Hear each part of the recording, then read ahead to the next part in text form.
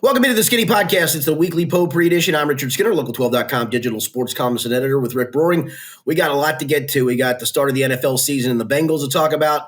The Reds in a swoon. College football is underway as we head into week 2, and our gambling segment where I don't even know how bad I did last week, but I know it was bad.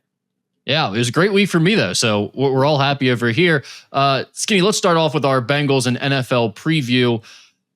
We've been talking about this for a while, so I don't know that there's like a great place to start in terms of the Bengals season preview conversation, but I think we've addressed a lot of issues over the last few months and the things that we're concerned about with this team. What's the biggest one, in your opinion? What is the Bengals' biggest issue going into this season? It's a great question. You can certainly point to the guards because you got a rookie starting on one spot and a guy who didn't have a great preseason, Lucas Patrick, at the other spot. It could be who's going to add pass rush juice other than Trey Hendrickson because they wasn't added last year, and you were hoping that see more in camp from Miles Murphy, and Joseph Osai had an okay camp, and Shamar Stewart had a really good camp, but most of that came against second teamers. And I just think the overall will the defense be better under Al Golden? The personnel's pretty much the same, not totally. I mean, you drafted Shamar Stewart in the first round. You drafted Demetrius Knight. You added TJ Slayton in free agency, but I think they're counting on Al Golden to be a difference maker. The question, I guess, Rick, would be how big of a difference maker? Is it difference maker enough to not lose games 44-41? Is it difference maker enough to get you to mid-pack in the NFL defensively after they ranked 25th in points allowed and yards allowed last year? It's funny, as bad as that defense was, and I put it in that context, it felt like they were the worst defense in the league, right? But then you look up and they finished 25th. It's not good. I'm not here to soft shoot and tell you it was good, but it felt like it was almost epically bad. And so could it take the step to being 18th in both? And if so, I think the sky's the limit for this team. It stunned me yesterday. I was at practice and I was talking to Jay Morrison. I looked over, I said, man, there's only a couple guys on the rehab field. Those are the injured reserve guys. I said, I'm not even sure anybody's going to show up on the injury report. And as I was walking out, one of the media relations people said to me, he goes, hey, because I was going to my car, and he said, hey, I just want to let you know injury report's going to come out in 15 minutes. He goes, you're not going to believe this. I said, I'm going to guess there's nobody on it. He goes, I can't believe that. I said, so there's really no excuse heading into this game. You've had a full Joe Burrow training camp, a full Jamar Chase training camp. You've got everybody healthy, which that's been part of the issue for the slow starts is a lot of it's Joe Burrow. It's literally been every year of something with Joe Burrow. And then the one year it was a long snapper who got hurt in a game that cost you. So there's no excuse not to get off to a good start. You talked about basically all the issues there. Would you say the defense is the biggest one? Yeah, it has to be, right? I mean, that's why Lou Anarumo got fired. That's why you brought in Al Golden, was to fix some of this. And you didn't give him a lot of new toys to play with to fix it. Like I said, you gave him some, but I think you're counting on him to be able to fix it. I wrote a story yesterday, it's on Local12.com, of why he is optimistic that his defense can be better than what it showed in the preseason. And he talked about the last couple of Thursday practices. One of them was a 51-play scrimmage where he got to call the defense the way he wants to call it, and the offense only scored one touchdown. And then this past Thursday, they I don't think it was a scrimmage, but in practice, they ran a lot of their first and second down defenses, and he got to call it the way he wanted, and he liked what he saw. So I think he's optimistic it's going to be better. We'll find out on Sunday. Here's what I want to know. I would say the defense is the biggest concern for me. More specifically, the secondary is my biggest concern. I'm very concerned about the cornerbacks. I'm even more concerned about the safeties. Who do I get to blame when the secondary stinks? Because they were supposed to address that this offseason. They made the decision not to address it at all whatsoever, despite asking one of their starting safeties, who's now like the leader in the clubhouse, to be maybe their best secondary player, to take a pay cut. Who is to blame for that when it doesn't work out? When the secondary stinks, they can't cover anyone, they can't tackle anybody. Do we point to Al Golden and say, you thought these guys were good enough? Do we point to Duke Tobin? Whose decision was that to stick with the secondary they got? Yeah, probably a combination of that, mostly Duke Tobin. I mean, he's the de facto general manager. Those are usually the roster builders. And then you go to your coordinators and or position coaches for some advisement, mostly the coordinators. So, I would think it does fall on Duke Tobin. I mean, this is the same guy who, said that he didn't think they had a guard problem. And all of a sudden it looked up and you're signing Dalton Reisner the week before the season starts because you know what you had? You had a guard problem. That's a point that is curious to me too. Dalton Reisner was available this entire time. Yep. So we didn't have to be a last minute ad where he's trying to get up to speed and get ready, and maybe he's ready to play the first couple of weeks. Maybe he's behind the 8 ball because of all of that. Why would they wait if they knew their offensive line was an issue and they knew Dalton Risner was available and they might sign him? Why would you wait until the last possible moment? I think one, Cordell Volson getting hurt forced their hand to add depth. That's one thing, and that injury came, just a couple of weeks ago. The other one then is Dalton Risner had a couple of other suitors. He didn't make any other visits, but Seattle was apparently interested. Pittsburgh was apparently interested. And then you get into contract machinations of, he wants a certain number. You're willing to offer a certain number. And then when push comes to shove, he gets desperate and he's probably willing to sign more for your price. And I'm not telling you it's perfect. And it probably could have been done earlier. But I think a lot of times in this, we want to point the finger at the Bengals, and that's fine. I get that. They're culpable in this. But listen, if you're offering a number that you feel is fair, and he's starting to look at other teams and go, well, I want this, and then they come back and go, no, we're not going to give that to you. And finally he comes back and goes, okay, I'll take your offer, Bengal. I mean, that's how this stuff works a lot of times. Sure. I would need to know what the savings was there, because sure. It's not like it was sprung on the Bengals at the last minute that they need an offensive lineman. I mean, you can point to the Volson stuff, but we knew before that they were in trouble on the offensive line. I don't know if they knew that or if they wanted to admit that. Well, that's the issue right there then, right? Like they thought these guys might be good enough in the last minute. It's like, oh no, despite the fact that everyone in the world told us we needed to fix our offensive line depth, we didn't do it, and now we need to. That would be my biggest concern. But it's fair. Going back to the defense real quick, because we talked about that being the biggest concern. Will the defense, in your opinion, be much worse, slightly worse, about the same, slightly better, or much better? I think slightly better. I do think you're going to get more pass rush juice from the opposite end and wherever they put Shamar Stewart. I think a more fresh BJ Hill will be more effective. I think you've added some athleticism with Demetrius Knight, and while it may look wonky early in the season for him, I think as the season goes on, he's going to get it. I do think, listen, your 3 starting corners, 2 are second-round picks, 1's a first-round pick. There is raw talent there. Dax Hill was playing at a high level until he got hurt early last season.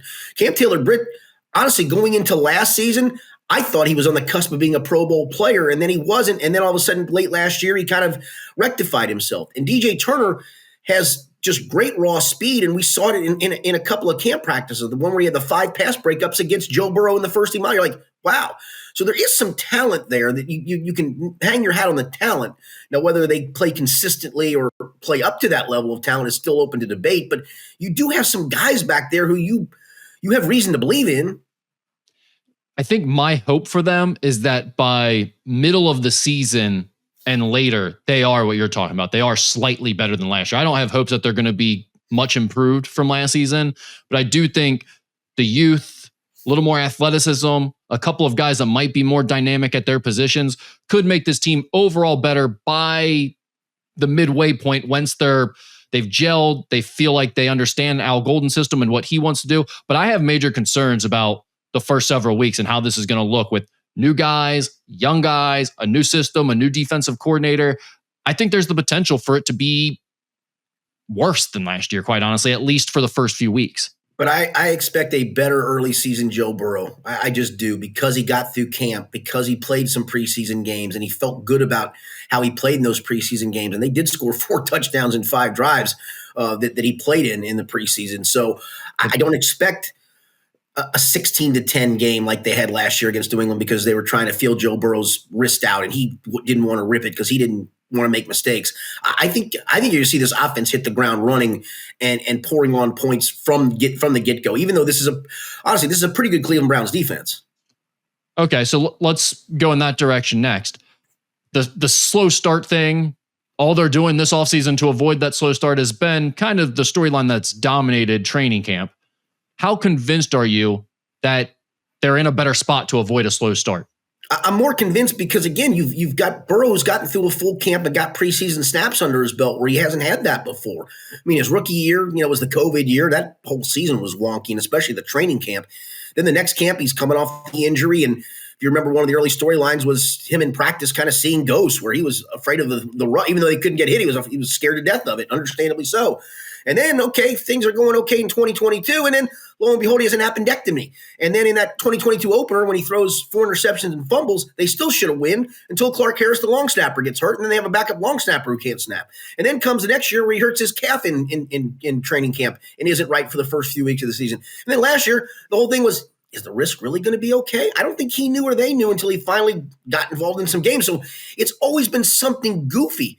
There's been no goofy this time around. There's nothing goofy. There's Joe Burrow getting 2 games and 5 series under his belt of preseason snaps that I think is beneficial for him. He wanted it. He got it. He thrived. He's been great in camp. He's had a chance. Last camp, he didn't get a chance to work with Jamar Chase, right? Because Jamar Chase is standing on the sideline with a hold-in. This time around, Jamar Chase is fully engaged in camp. T. Higgins is fully engaged in camp. And there's no reason, like I said, there's no reason for this offense to not hit the ground running. I think everyone's in that boat with Burrow. They believe that he's fine. He's going to be awesome. He looked like the MVP last year. And obviously, like you said, there haven't been issues for him to deal with this offseason. So everyone's expecting him to hit the ground running. But we talked about the offensive line that's in front of him. So here's my other question is, where does this offensive line rank on the list of offensive lines that have protected Joe Burrow so far? I think it's probably the best one. I thought it would have been. I think you can make that argument. Yeah. But Kappa got hurt and played hurt all year, and he just wasn't the same guy. And I know it's easy to crap on his performance level. The guy played hurt. And he played hurt, A, because it shows you how tough the kid was, and B, there wasn't a much better alternative. A healthy whoever else wasn't a better alternative. Yeah, there are questions about Lucas Patrick. But I know Ted Karras has told a couple of colleagues of mine he's the best run blocking guard he's played with. Now, it's not pass blocking, mind you, but it is run blocking, and they do want to lean on the run game a little bit more. And all I've seen from Dylan Fairchild, listen, he's not seen an exotic blitz yet. It's going to be new to him. He has not had a Myles Garrett line up over him yet. And I'm going to guess Myles Garrett's going to look up and down that line and go, I'm going to take the rookie on this snap. I'm going to take this dud at right guard the next snap, and then I'll go back to end and play for a little bit. So he's not seen that yet, but Joe Burrow has done some really good things behind some not so good offensive lines. And I know everybody looks at the raw sack numbers, and we've talked about this. I'd be willing to tell you, Rick, again, I have no analytics for this. This is only anecdotal. I'll bet you half the sacks he took last year were on him, and he'd be the first to admit that they were on him. And he's willing to take a 3rd and 8 sack to try to buy some more time. Okay, he got sacked. Yeah, it sucks Joe got hit. Joe wanted to take the hit because he was trying to buy more time. Who's that on? That's not on the offensive line. Again, it wasn't a great offensive line by any stretch. I mean, they were last in the NFL in pass rush win rate. Again, some of that is, when does that pass rush loss occur? Does it occur after 4 seconds? Does it occur in the first 2 seconds? I think that number is a good number, but I don't think it always tells the whole story either. Well, I think they do have a cutoff on that number, right? Like it's within the first 3 seconds or something. So yeah, I mean, it accounts for what you're talking about. And to your point, the sack number means nothing to me with Joe Burrow at quarterback, because he has openly commented many times that, like, yeah, if it's 3rd and long, what difference is a 4th and 10 situation or a 4th and 17 situation if we're going to punt anyway, right? Yes. Like, I'll go ahead and take the chance that I'm Joe Burrow and I can create magic in that situation and win a game for us, as opposed to sacrificing 7 yards in a punt situation. I have no issue with the sack numbers, but the offensive line also sucked, in addition to the fact that he gets sacked too often, and the pass rush win rate, loss rate, whatever, will show that as well. I think that's the big concern, is just don't get him killed. Don't have him taking blindside shots before he has a chance to protect himself and move around a little bit. If it happens on him, so be it. I look at the offensive line thing as, like you said, I think you can make the argument this is the best offensive line that he's played behind. But I also look at it from the perspective of, but that team that went to the Super Bowl with a crappy offensive line had a much better defense. It had some more experienced guys around. It was a team in a different spot that wasn't going to be relying on Joe Burrow and the offense to do everything for them like this team is. Yeah, I mean, defense carried that team in the playoffs. I mean, and the kicking. And the kicking game, yeah. It was like a special teams and defense run, to be quite honest. And Joe Burrow making big plays when you needed him to, obviously. But it's just a different situation this year. So as much as I think I can be slightly optimistic about the offensive line, maybe being as good as he's had, and he's done great things, obviously, with worse ones. I am still concerned because I think this offense is going to be asked to do more than any Joe Burrow offense has been asked to do. Yeah, that's probably true. But I think it's more than capable of that. And to your point, Orlando Brown Jr. didn't play great last year, and obviously he was hurt. But if he even comes close to the Pro Bowl year guy that he was. I mean, you got a really good left tackle. And Amarius Mims, I thought was great in training camp. I'm looking forward to seeing what he can do this season. And those are your two bookends, right? I mean, if the guard gets beat on occasion, you know what else can step up? That's where a running back can step up and help too. So I think this offense has a chance to be really special. Give me the player you think will overachieve or surprise and the player you think will disappoint. That's a great question.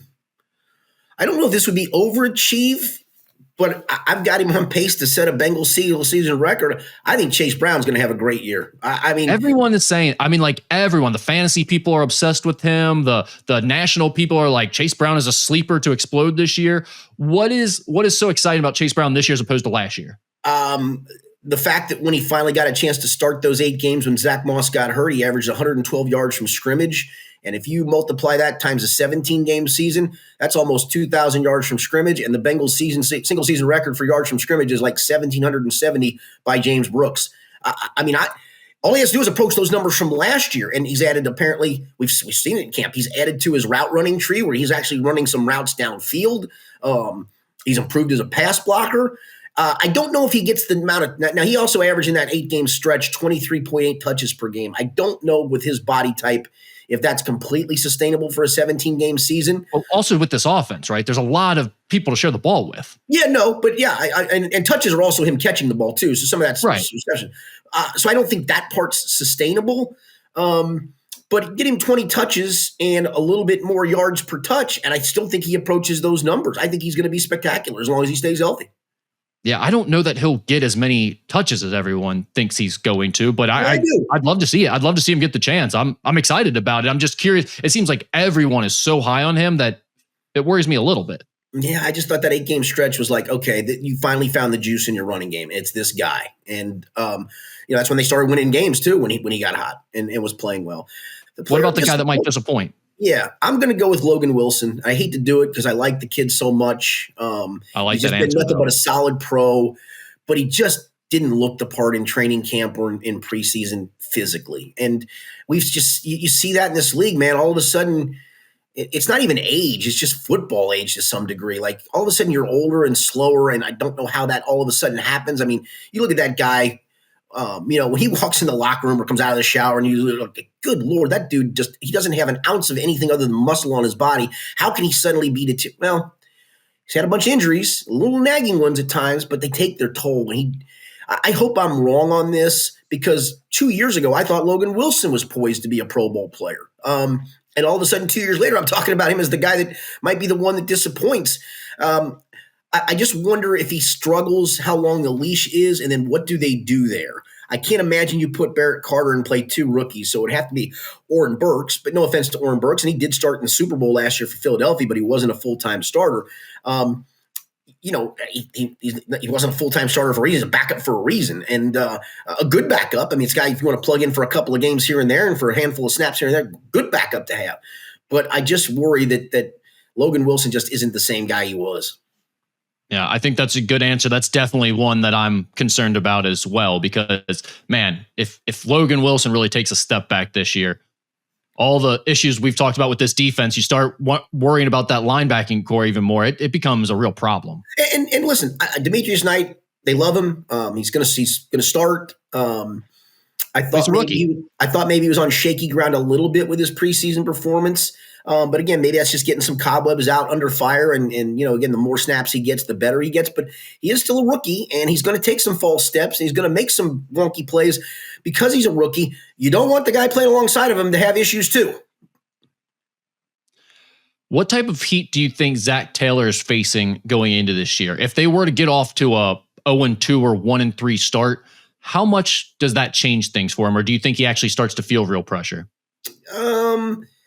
They've dug out of those before, so he's pretty good at figuring out ways to keep the team together and keep chugging forward and making playoff runs.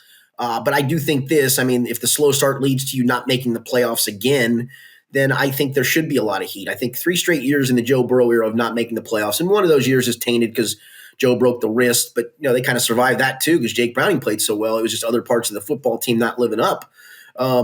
But I think at that point, 3 years in, and again, let's just assume Burrow gets through the whole year healthy. You go back-to-back years with Burrow going through full years healthy and not making the playoffs. I think that puts you on extremely thin ice. I don't know if it cost him his job completely because this is a very patient ownership group, but it puts you on thin ice. I'm really hoping we do not have to have those conversations in like week 5, 6, 7. No, and that's the thing. I mean, I know he even said it yesterday because I think somebody kind of asked that question about what pressure you feel. I can't remember what the exact wording of it was, but he talked about, that's what we're in this business for. And I think that's true to some degree, but also you're a human being, right? I mean, this is your livelihood. Does that make him coach differently? Probably not. I think he is a real process guy. He trusts his process, whether you like it or I like it or fans like it or not. So I think he really is a true process guy.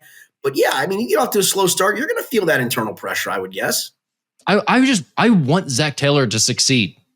I don't think you're thinking anything opposite. I think it's a fair question to ask, though.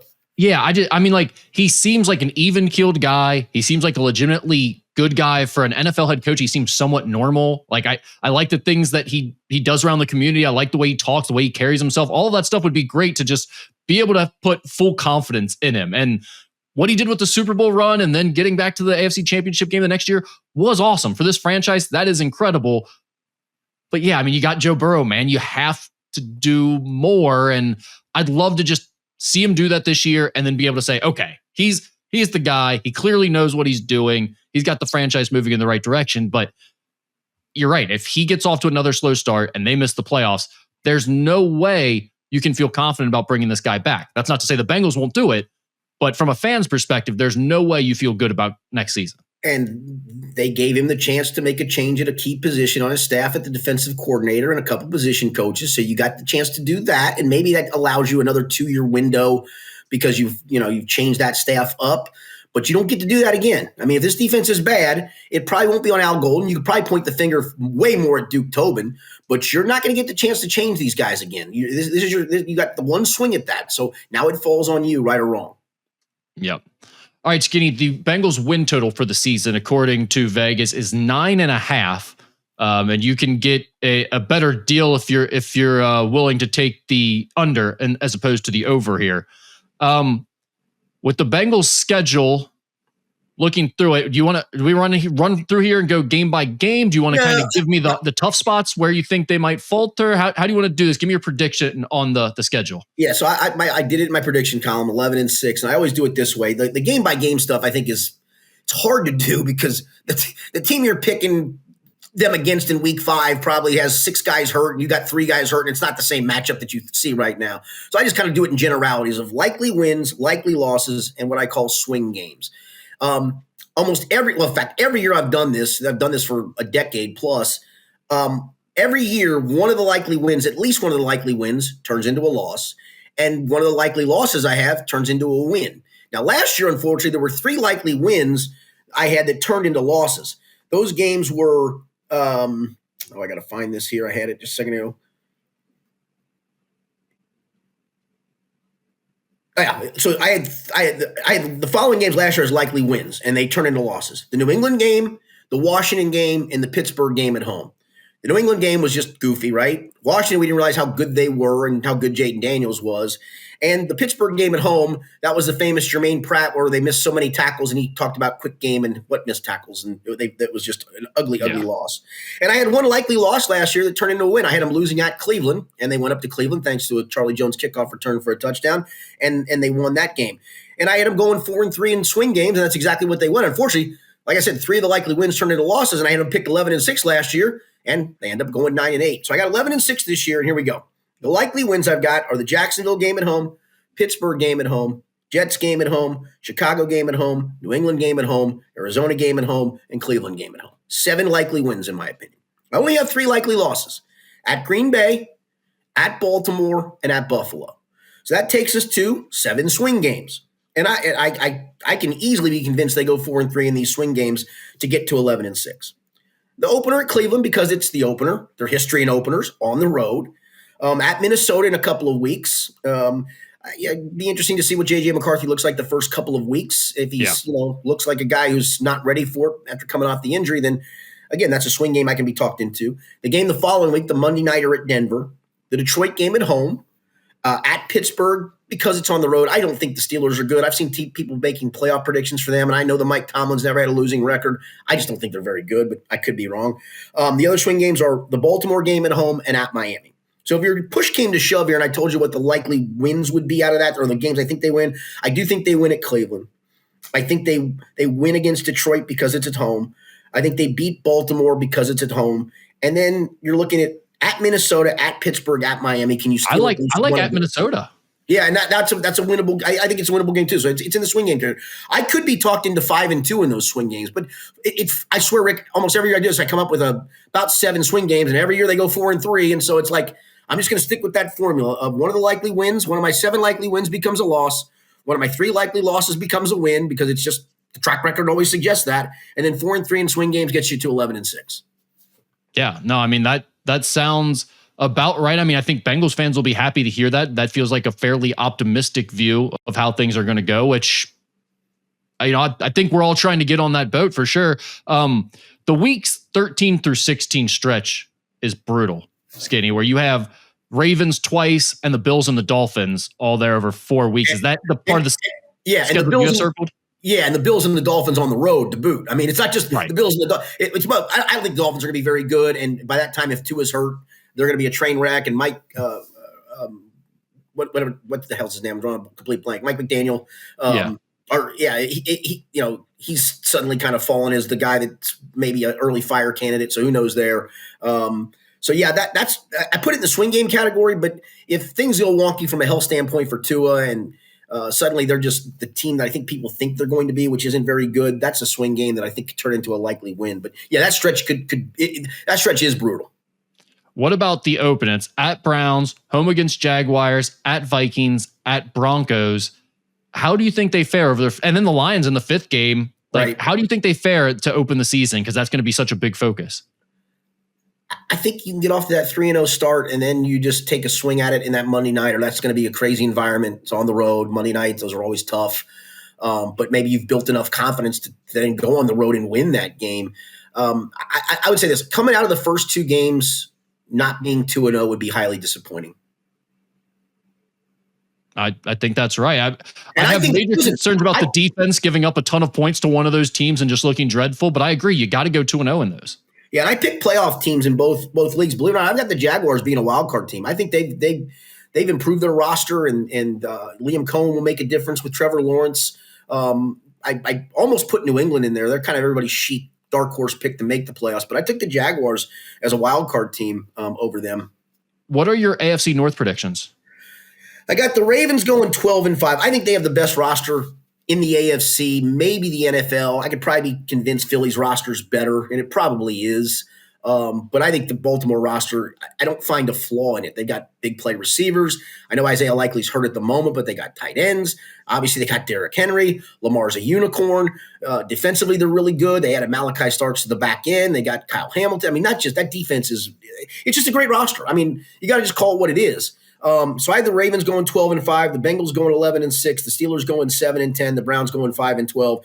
I'm not going to bore you with all the playoff predictions I made, but I do have Baltimore beating Green Bay in the Super Bowl. I mean, that's how much I think of the Ravens. I hate to do it. I know Bengals fans hate that, especially when you're in this town to pick against your team. I mean, I even wrote in my column, I could be convinced that in the AFC, the second best team is the Bengals.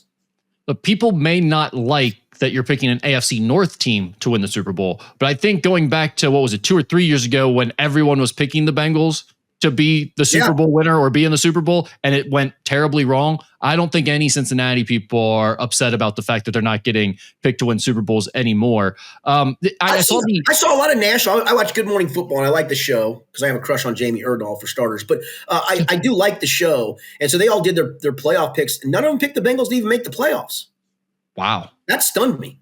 That is, but the AFC North, to your point about it being so stacked and Baltimore being so good, I saw the top 100 player rankings in the NFL, which the players vote on. Mm-hmm. 5 of the top 10 players were all in the AFC North. I can see that. That kind of tells you what you're looking at this year as a Bengals fan. You can be one of the 3 best teams in football and still be in real trouble. That's a fact. All right. Any other thoughts on the Bengals, NFL storylines going into the season? What else do you want to get in here before we well, I'll tell you, I don't think there's any excuse. I do think the Browns defense is for real. I mean, they still have Myles Garrett, who was one of those top 10 guys, I'm assuming. I didn't see the list, but I'm assuming he was one of those guys. Denzel Ward's a top-notch cornerback. But, I mean, it's Joe Flacco. It's 40-year-old freaking Joe Flacco, man. I don't care how bad your defense is. And again, this offense has no excuse. There's no Joe Burrow limited by his calf. There's no, Jamar Chase, you find out he's going to play the opener an hour and a half before the opener's played. And you don't know what Joe Burrow's risk. I mean, there's literally no excuse.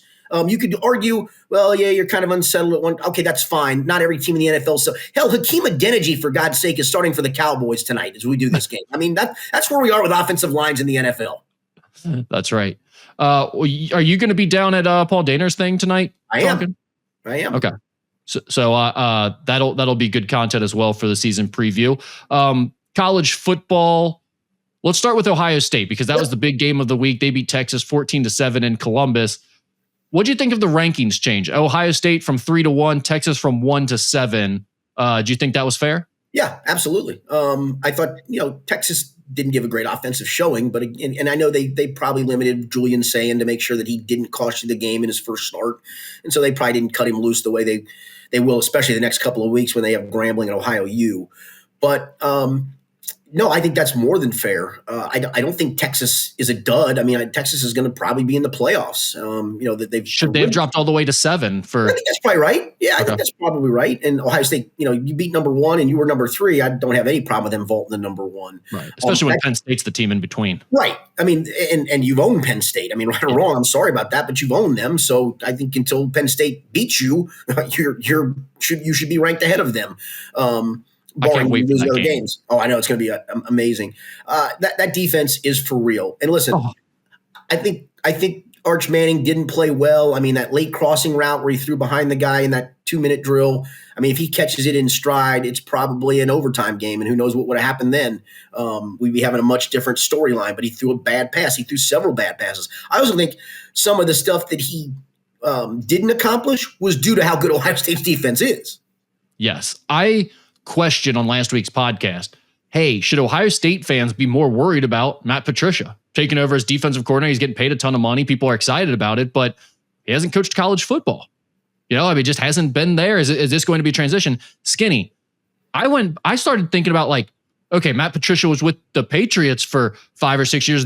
Their defensive coordinator, they had the whole spying on teams, filming their stuff, knowing what's coming scandal. Is that what happened in this? Because it literally looked like Ohio State's defense had Texas's game plan ready. They were, every time Arch dropped back to pass, he wasn't throwing into a guy who was covered. He was throwing into double or triple coverage almost every time, Skinny. They were all over the place, blanking in his wide receivers. That was as impressive of a defensive performance as I have seen. And Miami was pretty damn good too this week. So one of my favorite plays, it was a defensive tackle who took 2 steps, like he was going to drop into coverage on a fire zone. And then he kind of pivots and rushes the passer, and he was unaccounted for. They thought he was dropping into coverage. All of a sudden, again, they're probably not the only team that's done it, but it was wow, that was really cool. That was a really cool schematic for them to use. But I mean, they have dudes at every level, and you can't convince me Caleb Downs isn't the best defensive player in football. He's incredible. And you think about it, they beat the number 1 team in the country. And you can say Texas didn't deserve to be number 1. Arch was overhyped, what have you. But Texas is a good team. They have a strong defense too. Both defenses looked very stout in this game. Ohio State beat them without having to take a risk, without having to be bold, playing conservative the entire time, and without ever having to ask Julian Sayin, their redshirt freshman quarterback, to really do anything. I mean, it was just basically take care of the ball, don't lose the game for us. And he didn't go win it for them, but he sure as hell didn't lose it either. He was just solid. Yeah, Ryan Day has obviously built up cachet, not only for what he's done overall, but then winning a national championship last year. But if they'd have lost that game in overtime because they were that conservative, after they lost the regular season finale to Michigan, because of why? Because they were so conservative. Yeah. I don't know. Again, it's hard to criticize because the man led the team to a national championship after that. But it does open a different narrative. It would have been a problem for him had they lost that game in that fashion. You are right. And We can argue about whether it's deserved or not that he would be facing heat after just winning a national championship. But the fact of the matter is, yeah, go ahead. The fact of the matter is they didn't. They won the game. Their defense continued to just lock Texas. It was never really even in question, despite it being a 14-7 game. It never felt like they were really in trouble there. And you have to say they are a threat to repeat. The defense is out of this world. Julian Sands only going to get better, and he looked fine in this game. I mean, that was super impressive. And I think to that point, I think it was probably the right thing to do with the redshirt freshman quarterback, knowing what you had defensively, that you could play that conservative. And then you, like I said, you've got the 2 games. And Ohio U is a nice team, but it's a MAC team too. Right. You can cut him loose and let him build confidence for a couple of weeks, then get into the Big Ten schedule. And now you feel like, okay, we got our guy. He's playing at a high level. And you put that with all the other things that we mixed up with, we're really good. The one thing I do have to point out for Texas's sake is they are really good at taking Jeremiah Smith out of the game. Yeah. They did that in the playoffs last year. He just had the 1 catch for 3 yards. So coming into this year, I'm thinking, oh, Jeremiah Smith is going to want to run it up on them. It's week 1. Ohio State's going to be giving him the ball. So I took Jeremiah Smith to score a touchdown thinking I was like the best better in the world. And he goes 6 catches, 43 yards. That was it. So and a couple of drops. Texas defense looked really good too. Yeah, he had a couple of drops though too. Yeah, he did. Yeah. All right, Cincinnati, they lose to Nebraska at Arrowhead. You talked about not knowing what Scott Satterfield's teams were known for, what their identity was. Man, watching them in this game, the offense, it truly lacked exactly what you were talking about. What are they trying to accomplish? What are they doing from half to half? It seems like it changes. It is weird to watch them play offense. I will totally agree with that. I mean, the receivers are supposed to be better. And from what I understand, while a lot of it's pinned on Brendan Sorsby and obviously the interception at the end, that a lot of times apparently receivers weren't getting any separation to get open. And, hence that's why there was a lot of check down stuff. And, that's why his numbers looked as ugly as they did. So then you have these 2 tailbacks and really neither one of them got into a rhythm. And you never really allowed them to get into a rhythm because then you played 4 tailbacks when all was said and done. Then Joe Royer, you've got an NFL tight end and he gets 3 catches for 11 yards. I mean, what are we doing? They're going to have to find a way to get creative with Joe Royer, get him the ball more than 3 times. But the problem with that is, Skinny, I think the receivers are so bad that they're not taking any of the pressure off of Joe Royer. Teams are able to really lock in on him because, like you pointed, the receivers are getting at least in week 1, it's 1 game. But whether it's a lack of talent at the receiver position with the new guys they brought in, or the scheme is just so vanilla and obvious that they can't get open, but the passing game looked terrible. I don't think that's all on Brendan Sorsby. I will say one thing that I'm very interested in going forward the rest of the season is Brendan Sorsby rushing overs. I think his was like 15 or 20 yards for this game, and he had to take off constantly. It doesn't seem like he has a lot of options. He's a tough kid. He's fairly athletic. I think he's going to be running for his life a lot this year. Yeah, and I don't know what the next 2 weeks are going to show us either. I mean, they play Bowling Green, a MAC school. I mean, I wanted to go back and look this past week until Toledo scored 2 touchdowns against Kentucky, and we'll get to them in a minute. It felt like every MAC team that played over the weekend got shut out. I know that wasn't true, but it felt like at that point, Toledo scored just 2 points on a safety. I'm like, good Lord, how many teams in the MAC didn't score a touchdown this weekend? It had to be a ton of them. It felt like it. Yeah, Miami of Ohio put up a good effort against Wisconsin. I will say that for our guy, Jed Demusey. They didn't score, but they did put up a good effort. They fought hard in that game. I had them at 17.5 to close out a parlay, so thank you for covering Miami. Did you get the sense that Nebraska was good watching that game? No, I didn't. I know they're everybody's sheet because they don't have a really tough Big Ten schedule. They miss a lot of the big boys, so they were kind of a chic playoff pick. But I don't think they would be better than mid-pack in the Big 12. I just don't. Maybe they'll prove us wrong as the season goes along. There's a lot of hype around Dylan Raiola, and he didn't really overly impress me. Now, some of that, listen, I think UC's defense is good. And I think some of that was because of that defense being good, that they didn't put up big numbers either. I think that's the takeaway from this game for a UC fan is the defense, you have something to build with there. I mean, you think that can continue to improve going forward and be a pretty strong unit, even in the Big 12. The offense needs something to happen. They need a major revamp the next 2 weeks as they play some winnable games to get back on track. Yeah, the other one after Bowling Green is Northwestern State, which Northwestern State is obviously a smaller school. And on top of that, they went 0-12 last year. So, you got a chance to get your confidence built up, but then you jump right back into the fire having to go play at Kansas. Yeah. And if you lose that game, you're 2-2 with Iowa State coming in. Whew, boy, can you imagine the pressure on that game? Yeah. All right, Kentucky beat Toledo 24-16 in Lexington. Let's start with Zach Calzada, because I think that's the topic of conversation with UK fans coming out of that game is like, do they need to go to his backup, or do you stick with Calzada another week? He was 10 of 23 passing for 85 yards with an interception, and he did have a 1-yard rushing touchdown. What were your thoughts on Zach Calzada's first appearance? I thought he was awful. I mean, just awful. Missing receivers badly. They tried to hit a couple of home run balls where there was some separation, and not only was he overthrown, he was overthrown by 15 yards. And yeah, you can argue maybe it's an opener. He's that overhyped or overamped is going to go away after 3 or 4 snaps. I mean, you're in the game at that point. I honestly get it, because it was still a game, and I would have liked to have seen at least a series or 2 from Cutter Boley just to see. I mean, the question this week with Ole Miss is, how long is the leash for Zach Calzada? I mean, if he goes empty in the first 3 series and he's throwing wildly again and they're not moving and they're down, I think you got to pull the plug and give somebody else a chance. And I know that sounds rash and it's early and it's probably an overreaction, but man, as that game went along, I literally was screaming at the TV, get him out of there. He was awful. Yeah, he did not look good. And I think a lot of UK fans felt the same way coming out of the game, and some even much stronger. They're like, hey, this is it. We got to go immediately to Boley right away. I don't think that's going to happen, but I do think there's a possibility you see Boley come into the Ole Miss game at some point. The running back situation looked okay. I thought they got the running game going a little bit, and I thought the defense, they had some issues, but they didn't give up points very often. They kept bailing themselves out with big stops on 3rd down, a 4th down stop in their own territory. They had the turnover late in the game. I thought the defense did a lot of good things, and overall you feel pretty good about them coming out of the game. The last couple of drives were disappointing. I watched Toledo go down the field, but were you in, and I hate to do it because it's a blanket statement, were you in more of a prevent defense trying to make them use clock on both of those series, because you had a 17-2 lead, and then after they scored, you quickly scored on that long touchdown run to make it 24-9, and so you're playing against the clock as much as you are them. I would have loved to have seen the defense finish that out, though, because there were really stretches where they were really, really good across the board.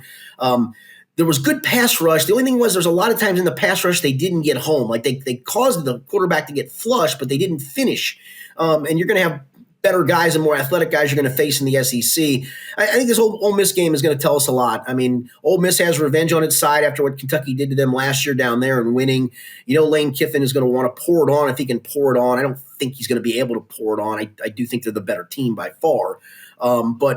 And maybe offensively they left some stuff in the tank. I don't know if you did in the game that competitive and close. I mean, it's 10-2 in the second half, and kind of fighting for your life a little bit there. And I don't know if they left everything in the bag. I do wonder about Bush Hamdan as a play caller. I haven't seen anything from him in the 2 years he's been doing this that makes me go, this guy's good. He knows what he's doing. I just don't.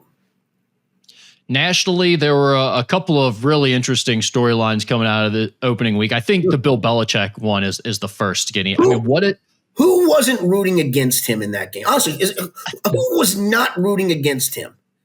Most of the world, I think, like I said, the only thing that's put some people on his side is the Brady split. Some people just hated Brady, so now they've sided with Belichick in that dispute. But no, I think most people wanted to see exactly what happened.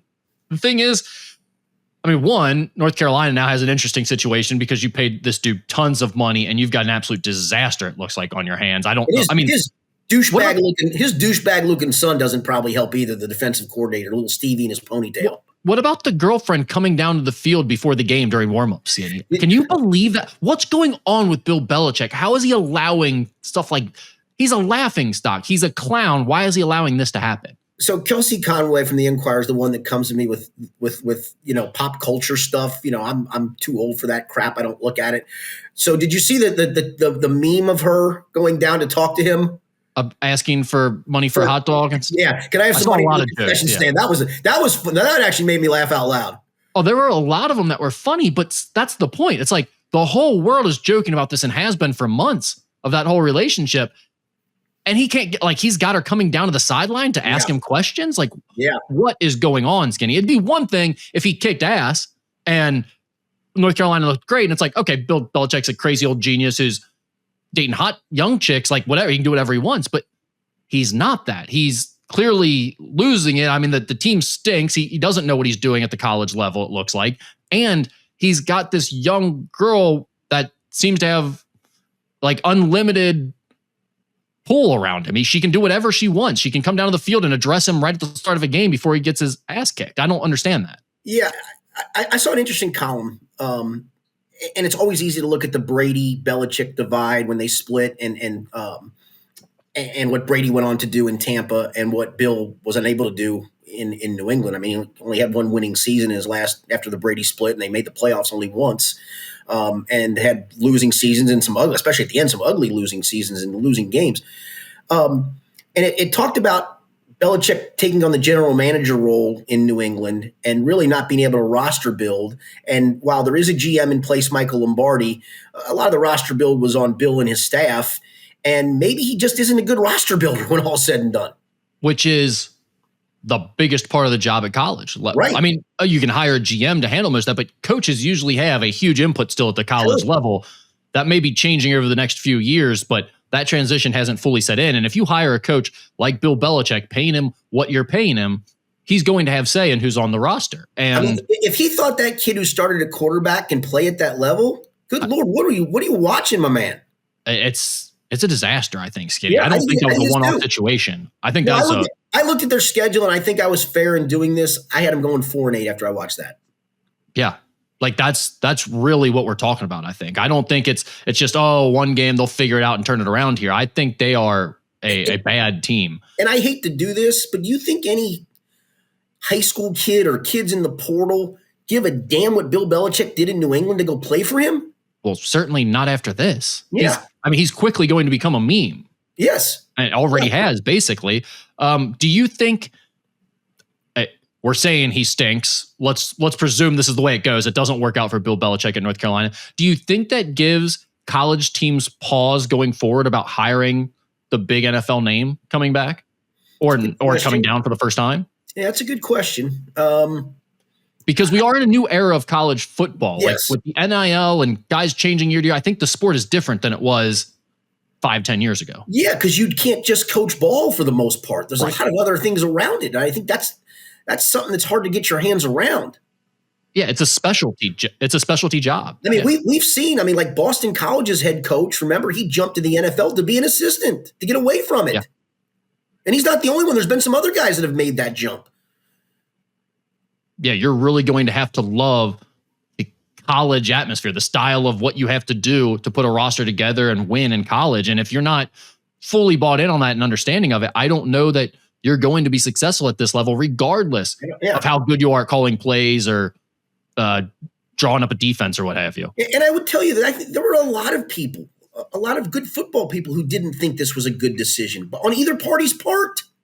Yeah, well, that's the thing. We talked about it last week, and I said it felt like a lot of people are going into this as it's like a 50-50 proposition, whether or not Bill Belichick will be good or not. And I'm like, they paid him like he's one of the best coaches in college football. He can't be maybe good or not. He has to be good for them the way they're paying him, and that doesn't look like it's going to happen. And listen, you just went through an old coach in Mac Brown, and I think Mac in his day he probably still is a good. I mean, it's not like you forget how to coach the game, but it didn't work for him, and so you went in not the direction. Let's get some young new blood in here to coach. No, let's go the old guy route again, who's been a failure the last few years in the NFL. Oh, by the way, was it because of the way he built the roster? Was it because Tom Brady was gone? Was it a combination of both? I think you can raise the questions of the last few years of the Belichick era and wonder, does he still have it? Instead, you went all in on, he sure does. People had already questioned those things. It's not like it was like going outside the realm of normalcy to question whether or not Bill Belichick wasn't any good without Tom Brady. That was happening constantly those last NFL seasons that he coached. And now here we are. There's probably enough on Belichick, but there was another storyline that was pretty interesting here with Alabama. They got blown out by Florida State 31-17. Kalen DeBoer took over that program last year. It didn't go well. This was a disastrous start to his second season with a team that many thought was going to be really good this year and maybe even a national championship type contender. What do you have on Alabama and the situation with Kalen DeBoer? Well, shame on me. That was one of my big games of the week I played was Alabama. Oh, you had that in your teaser, yes.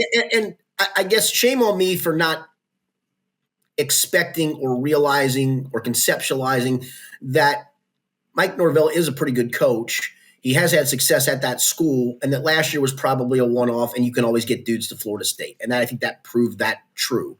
At the same time, Alabama just doesn't look like Alabama, right? They don't look physical on defense. I don't know what their identity on offense is. I don't think they knew what their identity on offense was. Maybe the rain changed everything they wanted to do. I don't know. But they didn't look like an Alabama team. And that's coming off the year you came off last year. And it's weird. After Kalen DeBoer won his opener last year, it was a bye game opener. I can't remember who it was, but ESPN did a really interesting piece of kind of him leading up to that game. And I'm like, man, this guy seems pretty easy to root for. And he does. But at the same time, man, you're in Alabama. They don't give you much of a free pass there, especially, the old saying, don't replace the legend, right? Replace the guy who replaced the legend. And unfortunately, he stepped into the shoes of replacing a legend, and it's not going well. Skinny, I think we know this around here by like the high school teams that we have. If you're ever in Ohio, the GCL South teams, if you're in Northern Kentucky, CovCath, they've got a little mystique when you play that jersey, right? Yeah. They've been good for so long. They're always good. If you're a team that's not in that group, you play with them, you're spotting them a few points just because your kids are a little more intimidated. They feel like, oh, we got to beat CovCath. We got to beat St. X, what have you. That's a real thing. It's even double that, I think, when you talk about like Alabama in college football for the last however many years. They've had a mystique to them. They have been, you're spotting some points to them because they're Alabama, man, and you got to go in there and beat them. That's gone. It's completely gone all of a sudden. They look nothing like that team. They look nothing like a team that is a national power and is going to run over you. And it's amazing how, granted, you had the transfer portal. Like that's part of the thing we have now is it is an entirely new roster. It is a bunch of guys who don't understand the culture or what it took to get there. That's the situation we're staring at now in college athletics. And I do wonder, does it lend itself to the end of these powerhouses, these dynasty type runs, or do you think it'll be the same? We're just seeing a changing of the powers right now at the top. Yeah, I think it's more that. I think for an Alabama, again, with probably whatever NIL resources they put behind it, that they'll get back to being what they need to be, and they could do it under Kalen DeBoer too, for all I know. But boy, what a bad look it was for him and them in this first game. It's put all kinds of pressure on the rest of the season. I don't mean to be doing this while I want to look up their schedule. So they got to win this week with Louisiana Monroe. They play Wisconsin at home.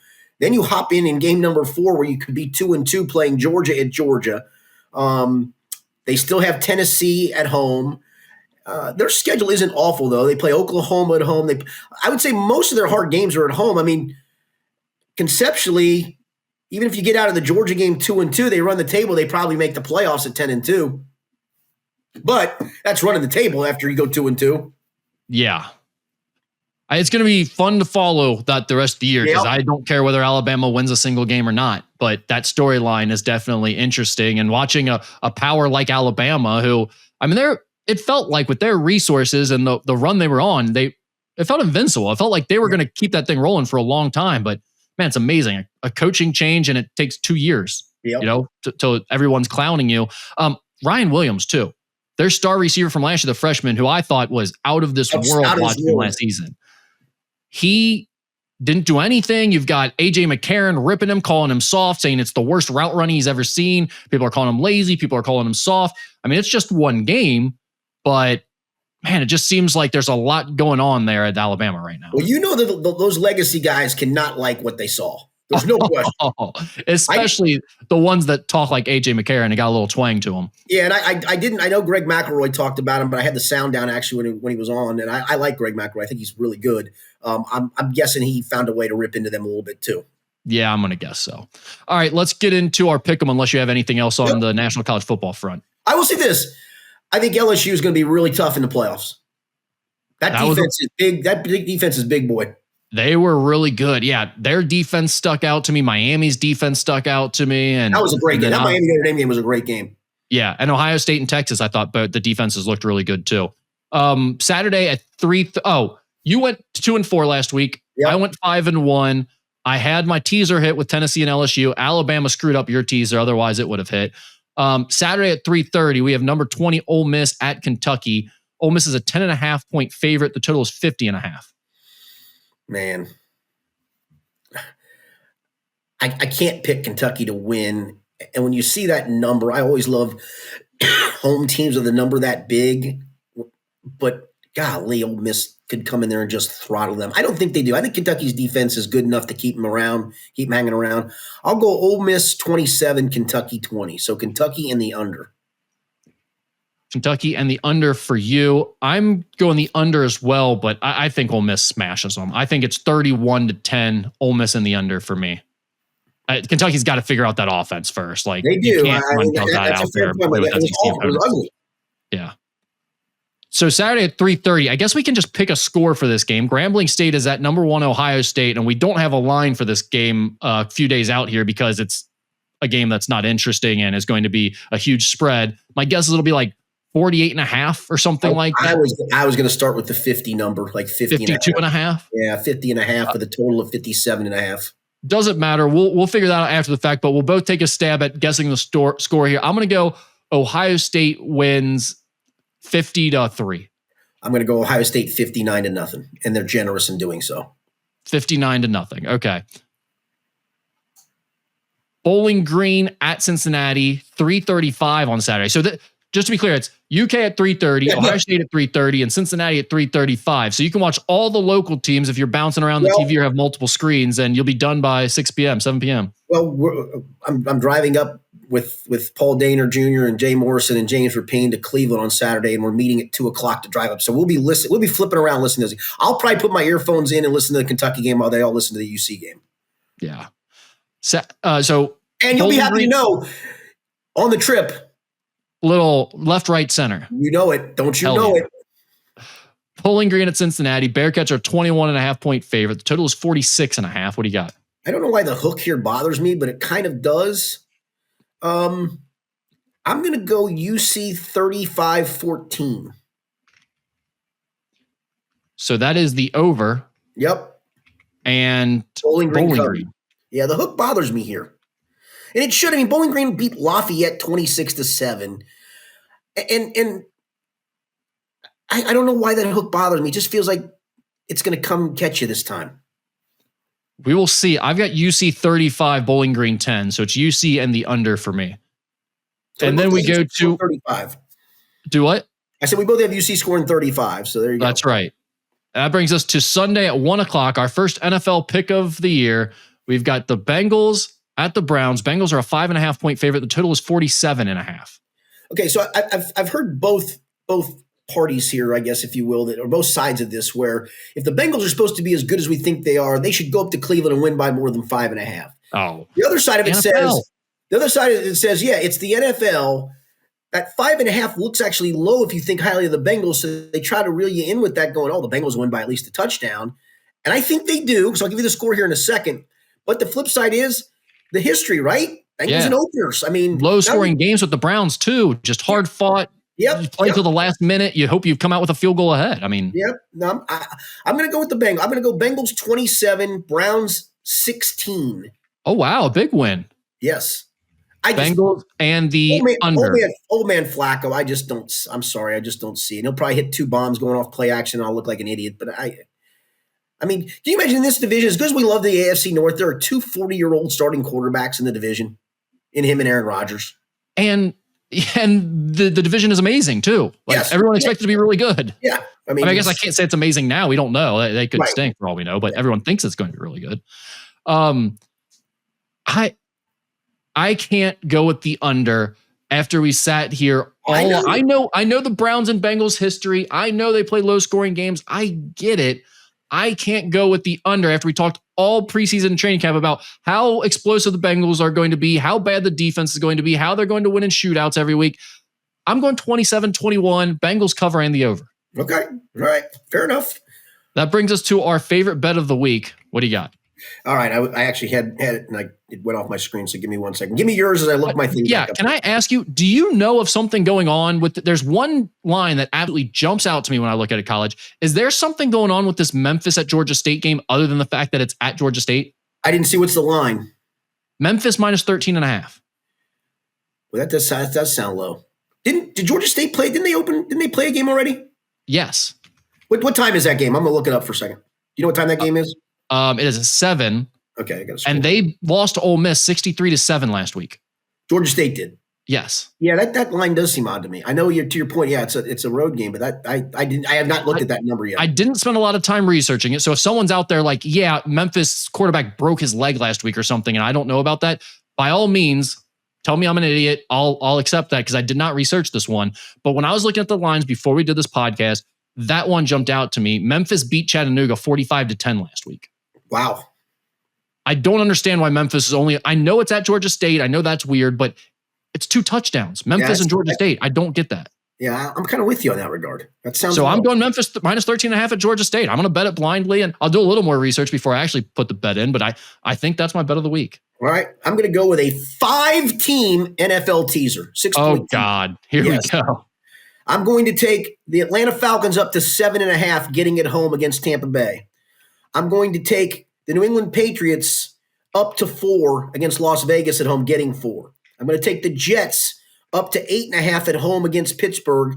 I'm going to take Washington down to a pick'em against the Giants, and I'm taking Seattle up to 8.5, getting 8.5 at home against San Francisco. Plus 8.5, you said? Mm-hmm. All right, so that's Falcons 7.5, Pats 4, Jets 8.5, Washington down to a pick'em, and Seattle up to 8.5 as well. That is correct. All right. I will. Now, a 5-team teaser is absurd, but you had a lot of success with big NFL teasers last year. 3 and 4 mostly, I think. I don't know how many 5 you did, but but you were very successful. So yeah, I believe it or not, I used to not when I used to do it, I used to do a lot of teasers, and I've narrowed it down to like doing a couple here and there, and being really choosy about it. And it's been pretty successful. I mean, Saturday in college football, I played 3 teasers in different time blocks. I probably should have just picked the teams and put them in one, but I hit 2 of the 3 for a pretty decent amount. The one I lost, unfortunately, was Syracuse. I got them up to getting 16.5 points. They're drive down to the 4-yard line, having 4th and goal, and throwing in incompletion. I'd have hit that one too. So it's one team that always gets you, right? But I don't suggest doing a ton of these if you're doing them. And I do a couple of parlays. I'm kind of like you. I'm mostly a straight guy. I play mostly straights. Just a couple of straight guys betting football. But especially on college football Saturdays, like doing a 5-team parlay, $5 to win 100 on just so you can have an interest in some games at a time. I do them in time blocks, so that way I can at least look at scores.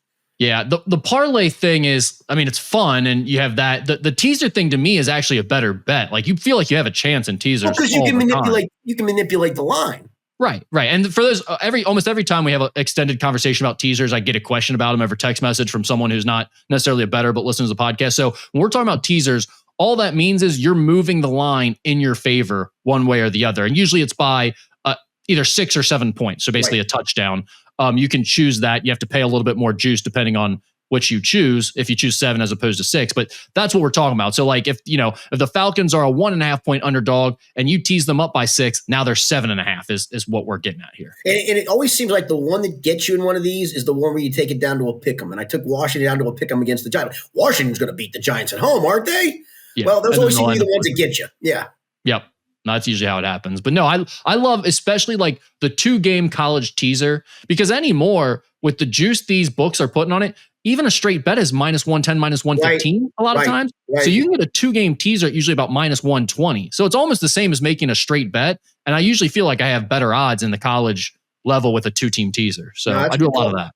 That's a good call. All right. The Reds have dropped 7 of their last 10 and are back down to 500 at 70-70 as we record this here on Thursday morning. They are 5 games back of the Mets for the final wild card spot in the NL. But the Mets come to Great American Ballpark on Friday night for a 3-game series. Skinny, do you feel like the Reds basically have to sweep the Mets here to give themselves a realistic chance of catching them? Yes. I mean, you have to make up 3 of the 5 games. I mean, even if you win the series, you're only making up 1 game. You're taking it down to 4. And by the way, now you have to leapfrog a team and the Giants ahead of you. Yeah, the streaking Giants have won 9 of their last 10 to pass the Reds as well in the wild card race. Yeah, they have them to worry about, but the Mets is who they're chasing right now. Yeah, conceivably they have to go at a minimum, in my opinion, 16-6 the rest of the way. At a minimum, that's a big ask.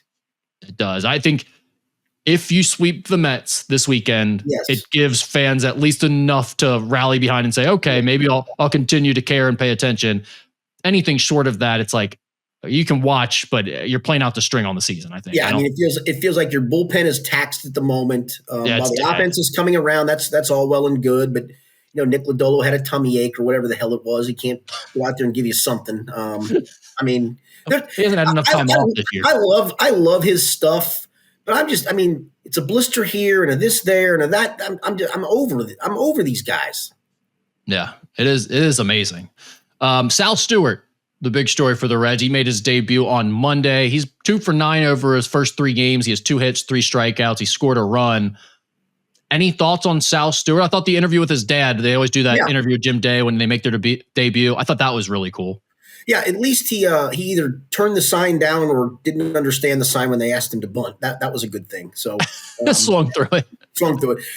I will say, what does it tell you about the organization when you bring this kid up? He's played all of 2 games at first base in his entire professional career, and you plugging him at first base. I'm a little bothered by how many pundits, media people, whatever around here keep defending the Reds just moving players all over the place. Again, I go back to the Brian Hayes thing. It makes no sense when your most talented prospects are supposed to be playing those infield positions that you're now signing a guy for a lot of money in a long-term deal or adding a guy who has a long-term deal and you're paying a lot of money. And now you're moving guys all around in the outfield and everything. And everyone's just like, well, Ellie can play center field and this guy can play. I don't understand. It's Major League Baseball. It's not knothole where you just, he's our best athlete, so we'll just move him to whatever position. I'm not saying that can't work in a pinch, but when that's your plan for every young, talented player you have is we're going to change their position and figure this out, I feel like you might not have constructed your roster very well. Fair point. A very fair point. I mean, this should be CES coming back up, except he's fallen out of so much disfavor, and I get it. By the way, do you know there's a CES bobblehead night coming up? No way. Should they take those bobbleheads? Should they take those bobbleheads down to Louisville? Well, just honestly, add a little extra hair, and it'll be Sal Stewart. Well, bobbleheads are so bad. Like a chia pet. He's got chia pet hair. Yes, grow a little chia out the back, and it'll be. You convert that really quickly from CES to Sal Stewart. No problem. I like that call. Just change the number, paint Stewart on the bottom, and you're good to go. Those bobbleheads honestly never look anything like the person they're supposed to look like. So what would it matter? Exactly. I did like his quote too. What they were asking him about that being moved around, playing first base, and he said, "I'll play anywhere. I play the batter's box." That's the one. That was a great answer. I play the batter's box. That's a great line. I'm just a hitter. Don't worry about where I'm playing in the field. I'm going to think regardless. I agree. I will say though, again, I go back to this. But you brought him up, and then he starts a couple of games, and then he doesn't. I mean, what's the problem? Yeah, I thought he was going to play every day. I thought that was what they said originally, even if they had to move in positions. So the great Francona only knows. Tito, the all-knowing Tito. Yep, the all-knowing Tito. All right, that's all we got. We didn't get any Ask anything. We had one video question sent in. Maybe we'll save it for next week. But a long podcast already. We're well over an hour. Correct. So yes, indeed. Thanks for being with us. Reminder: keep the questions coming if you would. Just hit up the Twitterverse. Hashtag Ask anything. For Rick Boring, I'm Richard Skinner. It's been the Skinny Podcast, the weekly potpourri edition, presented by Blake the Attorney Mason.